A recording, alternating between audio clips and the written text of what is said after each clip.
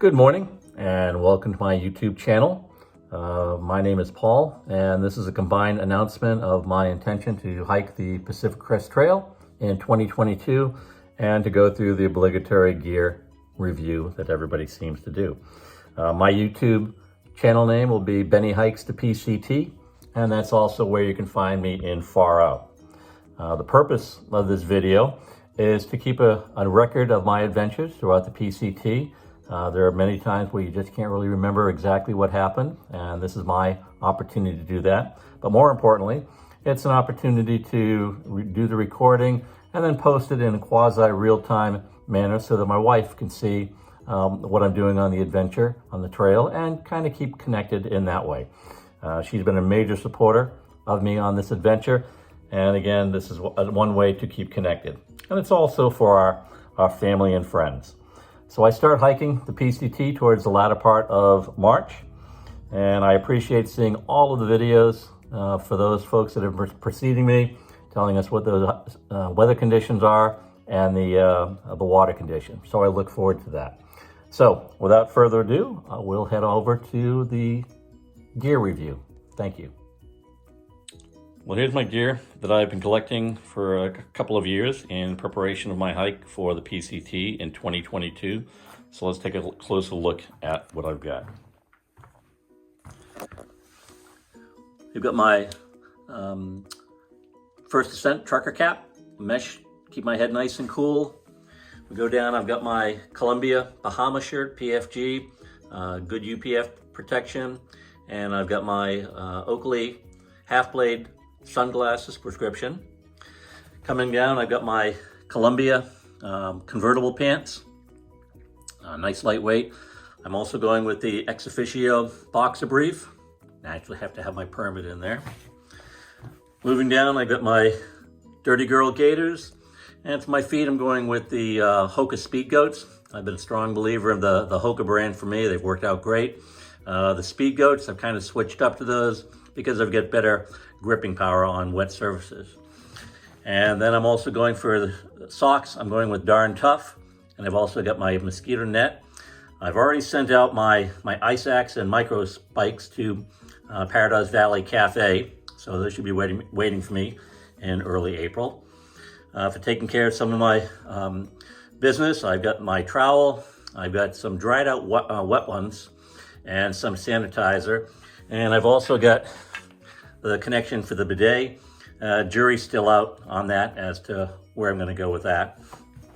I've got my first aid kit, kind of broken it down into a day or two of what I need. Starting out with Sudafed and Tylenol and Aleve. I've got 2 gauze pads, 2 large bandages, some safety pins. I'm going to be breaking down the Leuko tape into strips. I'm not taking the whole roll. Some sun block, some alcohol swabs, Steri-strips, a little bit of super glue, chapstick. I've got the masks, and that's a matter of, COVID's still around, but more importantly for any fires that we have. And I've also got my prescription medication, and it'll be going in a nice Dyneema package right here.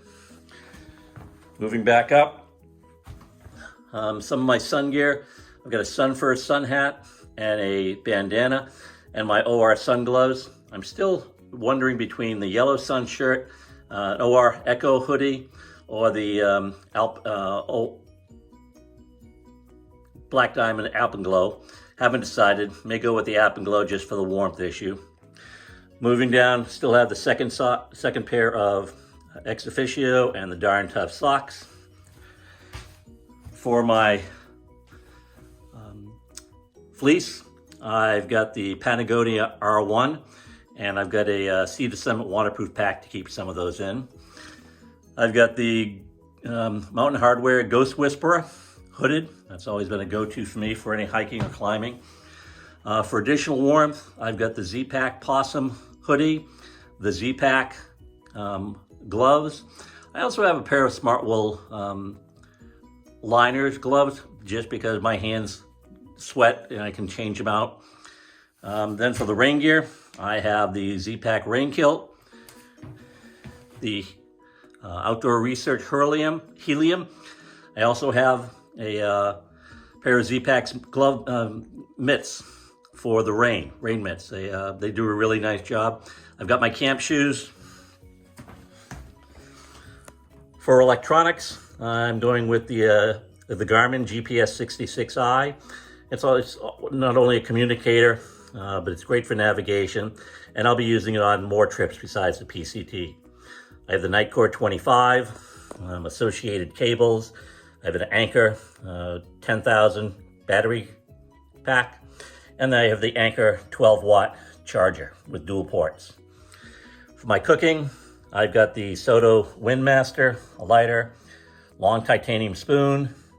I've got my toothbrush and tooth powder. I've got the Talatini